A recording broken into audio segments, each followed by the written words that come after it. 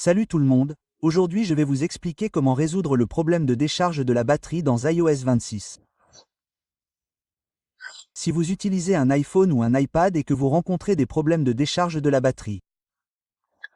Voyons comment résoudre ce problème. Tout d'abord, ouvrez simplement votre application Paramètres ici, puis allez dans Général, puis dans Mise à jour logiciel et assurez-vous qu'aucune mise à jour logiciel n'est en attente.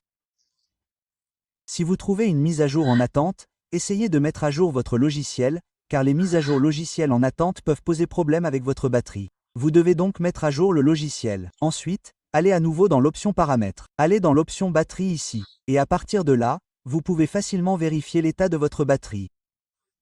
Si vous trouvez qu'il est presque inférieur à 80%, il se peut que votre batterie soit déchargée.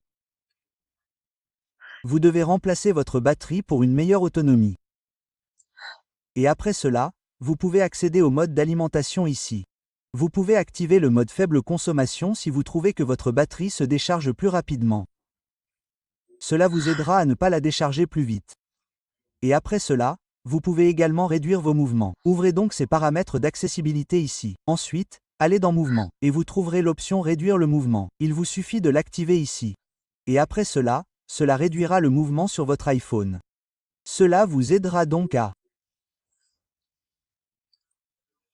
augmenter ou à prolonger la durée de vie de votre batterie et vous pourrez ensuite effectuer d'autres réglages, comme l'utilisation de l'arrière-plan des applications.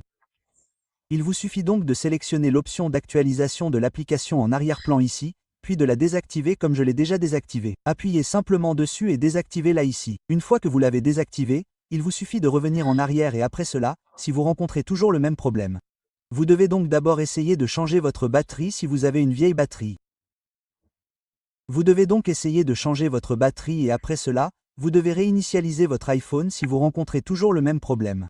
Vous devez donc réinitialiser votre iPhone aux paramètres d'usine. Cela effacera tout de votre iPhone, y compris vos applications, vos photos, vos vidéos, vos données, ainsi que vos comptes et vos contacts. Vous devez donc d'abord effectuer une sauvegarde, puis ouvrir l'application Paramètres. Allez dans Général, puis dans Réinitialiser ou Transférer, réinitialiser l'iPhone. Sélectionnez Effacer tout le contenu, puis sélectionnez l'option Continuer ici pour continuer cette étape.